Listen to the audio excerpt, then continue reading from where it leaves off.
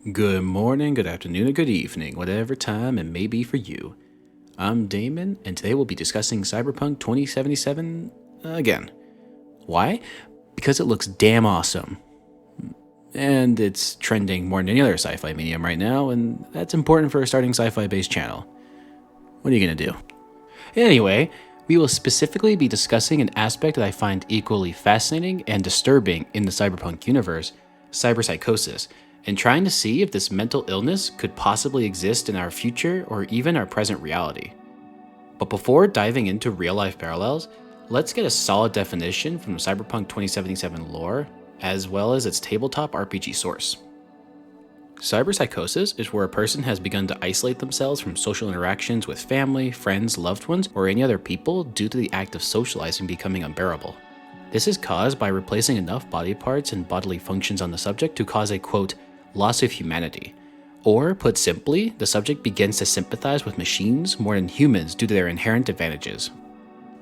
As more cyber enhancements are installed, the isolation evolves into a violent hatred for humans. This usually results in a, quote, cyber psycho to actively hunt others in a violent outburst.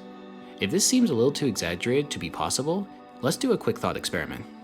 Imagine yourself waking up on an average day, but you feel no hunger, no thirst, no sexual drive, and no ever fatigue. If you're thinking, well, I'd still feel human, but with more time on my hands and less distractions. Or, why the hell would I ever give up my sex drive? Good. Those are healthy and optimistic responses. However, if this state of being was forced upon you, let's say by societal norms, truly think about how this would affect you. We'll come back to this thought experiment at the end of the video, so keep it in mind.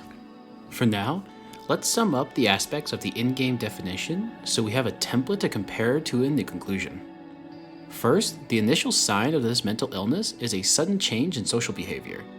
Avoiding any sorts of social interaction with family or friends, although attributable to other mental health issues, is a common starting point for this fictional phenomenon. Secondly, the primary cause is the addition of superhuman abilities, either internally or externally, and through non-biological means.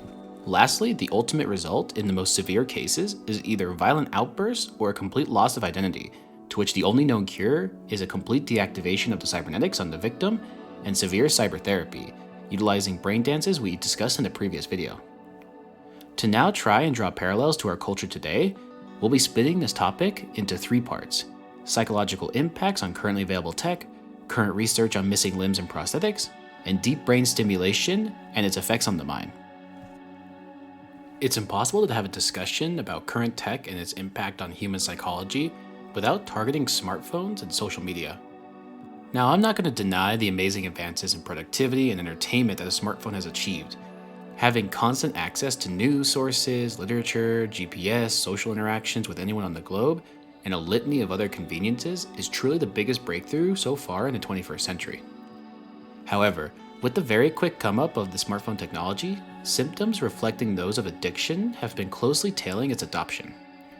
To clarify, when I speak of addiction, I specifically cite the Diagnostic and Statistical Manual of Mental Disorders, or DSM-5.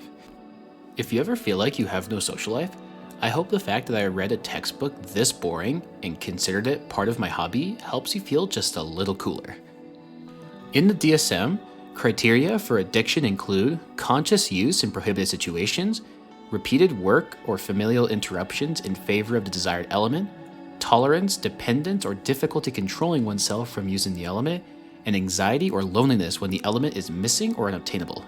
It's not difficult to connect these criteria to situations where a smartphone can easily fit in. If you're still not convinced, I'll put a table on screen that directly compares observed behaviors from numerous studies on cell phone usage and the criteria for substance abuse. Not even convinced by a table on the internet? Well, if you are one of the reported 44% of Americans that couldn't last more than a day without a phone, or one of the 36% of adults that feel the need to check their phone constantly, then you might already be feeling the symptoms of cell phone addiction. The largest contributor to cell phone addiction is social media platforms. Although designed and touted as a method for connecting the world, experts believe that a wide and consistent use of social media has led to more cases of isolation and ostracism. There is no denying the benefits that have been seen due to social media platforms, including anti-fascist protests and social equality movements. However, the day-to-day use of social media has been attributed to low self-esteem, depression, social isolation, sleep deprivation, and relationship deterioration with family and loved ones. If we now come back to our listed criteria for a real-life cyberpsychosis, you'll see we have good contenders for our first two entries. Although depression and anxiety from cell phone addiction can lead to violent outbursts, these do not fit the description of the severe and usually fatal violence seen with Cyberpunk's cyberpsychosis. Moving away from external electronics and diving into something closer to our bodies, let's discuss prosthetics and brain stimulation. Now, we have discussed both subjects to some degree in the previous two videos on this channel, linked above, but we never discussed psychological impacts of these devices. How much does having a retinal implant or a leg prosthetic impact one's mental health? Well, it seems from looking at both of these augmentations and studies relating to them, our lead towards cyberpunk-style cyberpsychosis falls short. Why? Well, according to a study on people getting prosthetic eyes, the rate at which patients show signs of anxiety or depression were the same as the general population. A slightly larger than average group of recipients suffered extreme levels of depression. From this group, the largest contributors were appearance anxiety and concerns of self-efficacy. From limb prosthetics, a literature review showed similar concerns in patients with stigma from others over the appearance of their prosthetic. In a twist on the fiction, the causes of mental health issues in prosthetic limb recipients was a fear of inferiority or stigma due to their condition, even with the added functionality to the prosthesis, rather than a superiority complex implied by the cyberpunk lore. The amount of psychological hindrance caused by amputation and prosthetic implantation actually decreases as the appearance of the device begins to resemble the original body part. This does have a neat comparison to real skin, which is shown in the most recent lore book. However, you can see that this acts opposite of the lore. In Cyberpunk, getting the best enhancements led to a loss of humanity. However, with the trends seen today, people suffering from amputations and other loss of body functions would benefit with the advancement of prosthetic capabilities. This is actually a nice and bright point in what is usually a grim topic to cover. Okay, but what about augmenting the brain? I hear some of you say. Changing how the brain functions would definitely lead to psychological changes, right? Well, of course, but let's get specific here. Many of you know the story of Phineas Gage, the man who survived a metal rod being blasted through his skull. Even though he survived, the damage done to his brain caused Phineas to become a belligerent and combative person, in stark contrast to his respectable personality prior to the accident. This incident led to a century of psychology and neuroscience theories on the brain's role in developing our personalities. Let's now jump from 1848 to today. Presently, the use of deep brain stimulation to change how the brain functions is becoming a more go-to solution for neurological disorders like Parkinson's disease and Tourette's syndrome. Elon Musk is also touting his Neuralink brainware's capability to reverse the effects of autism and schizophrenia, while also predicting brain-computer interfaces becoming a societal norm in this decade. Neuroplasticity, the theoretical ability for the mind to be altered through electrical means, is quickly becoming the next frontier for medical science. Yet we have very little research on the possible side effects. One reason for this is that deep brain stimulation techniques have been assumed to be reversible. This seems good in theory, but that assumption has been called into question. If certain extents of physical brain augmentation truly become irreversible, even if the original parameters are supposedly reset, this could create a path to synthetic psychological disorders, mental illnesses caused not by genetics but by human mistakes. If you think this is a bit of a stretch, I don't blame you.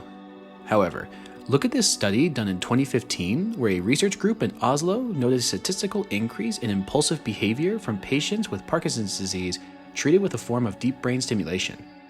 Although quite infantile presently, the limits and full range of side effects to brain augmentation have not yet been found. If anything in our future could possibly compare to Cyberpunk's widespread epidemic of cyberpsychosis, this is it.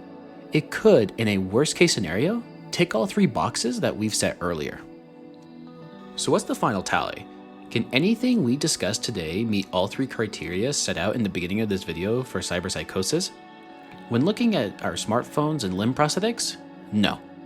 Although showing signs of psychological effects, neither of these share the root cause or severity of the fictionalized condition.